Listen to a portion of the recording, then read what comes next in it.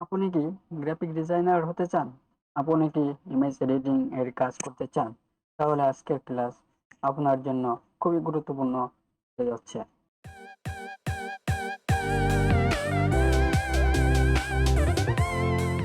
আসসালামু আলাইকুম রাহমাতুল্লাহ। আশা করি আপনারা সকলেই ভালো আছেন। আলহামদুলিল্লাহ, আমিও ভালো আছি। গ্রাফিক ডিজাইনের ইমেজ এডিটিং ক্লাসে আপনাদের সকলকে স্বাগত জানাচ্ছি। গত ক্লাসে আমি আপনাদের দেখিয়েছিলাম যে কিভাবে আপনারা একটি মডেল ইমেজের ব্যাকগ্রাউন্ড রিমুভ করবেন। তো আজকে আমি আপনাদেরকে দেখাবো হেয়ার মাস্কিং এর কাজ। তো চলেন আমরা হেয়ার মাস্কিং এর কাজটি দেখে আসি। তো আমরা চলে আসলাম ফটোশপের স্ক্রিনে। আপনারা আপনারা এখানে দেখতে পাচ্ছেন যে একটি মডেল ইমেজ আছে।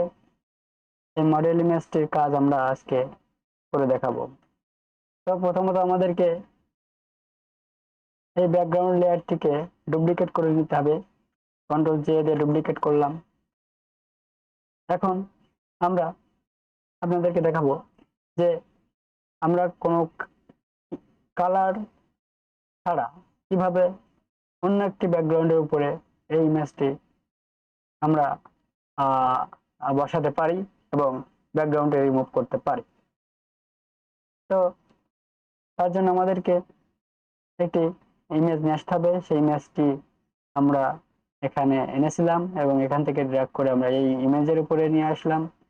তারপরে আমরা আমাদের মতো একটা রিসাইজ করে নিব। আমরা একটি রিসাইজ করে নিলাম এবং আপনারা দেখতে পাচ্ছেন যে আমার ব্যাকগ্রাউন্ড ইমেজটি উপরে হওয়ার কারণে, ব্যাকগ্রাউন্ড ইমেজের লেয়ারটি উপরে হওয়ার কারণে মডেল ইমেজটি ঢেকে গেছে। তাই আমরা ড্র্যাগ করে এই ইমেজটি নিচে নিয়ে আসব। তো আমরা এখন কাজ করব এই ইমেজের উপরে।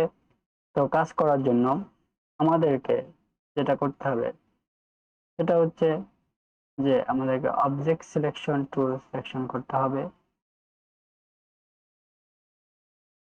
এবং সিলেক্ট অ্যান্ড সাবজেক্টে ক্লিক করতে হবে। তো আপনারা দেখতে পাচ্ছেন যে আমার পিছনের লেয়ারটি, ব্যাকগ্রাউন্ড লেয়ারটি একটু দেখা যাচ্ছে আর আবছা আবছা। তো তার জন্য আমাদেরকে করতে হবে এই ট্রান্সপারেন্সি আমরা যদি বাড়াই তাহলে ব্যাকগ্রাউন্ড ইমেজটি বেশি দেখা যাবে এবং মডেল ইমেজটি কম দেখা যাবে। তাই আমরা এর 40% রাখলাম এবং আমরা এখান থেকে এই ব্যাকগ্রাউন্ড ইমেজটি সিলেকশনের মাধ্যমে ডিলিট করে দিব।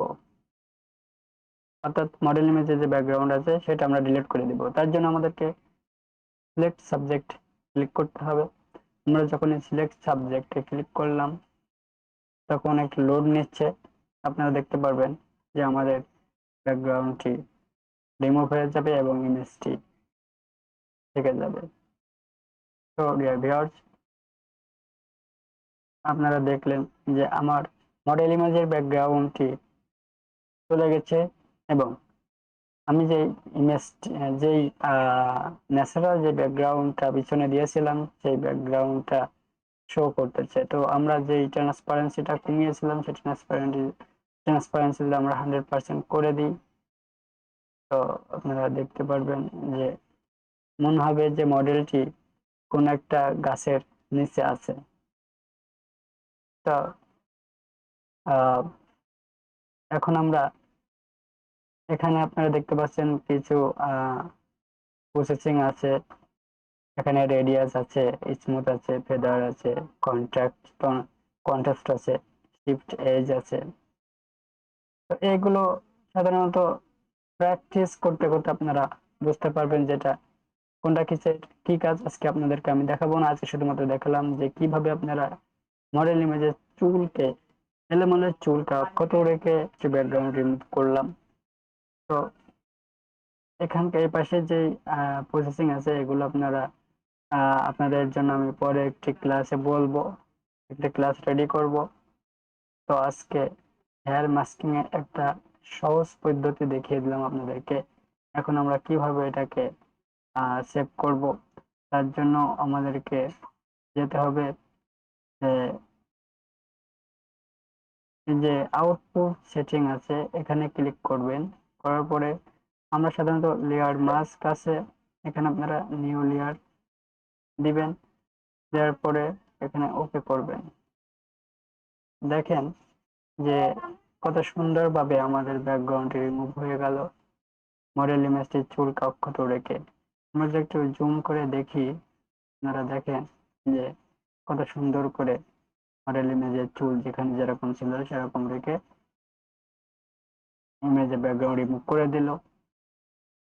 তো সম্মানিত দর্শক মন্ডলী, এই সহজ প্রসেসিংটা আপনাদের কাছে সহজ মনে হতে পারে, যদি আপনারা প্র্যাকটিস করেন তো আরো ইজি হয়ে যাবে আপনাদের কাছে। তো হেয়ার মাস্কিং এর আরো কিছু প্রসেসিং আছে যেগুলো আপনাদেরকে পরবর্তী টিউটোরিয়ালের মাধ্যমে আমি দেখিয়ে দিব। তো আজকে এই পর্যন্তই ছিল। পরবর্তী টিউটোরিয়াল দেখার আমন্ত্রণ জানিয়ে আপনাদের সুস্থতা কামনা করে এবং আমার চ্যানেলটিতে সাবস্ক্রাইব করার অনুরোধ জানিয়ে আজকের ক্লাস এখানে শেষ করছি। আসসালামু আলাইকুম ওয়া রাহমাতুল্লাহ।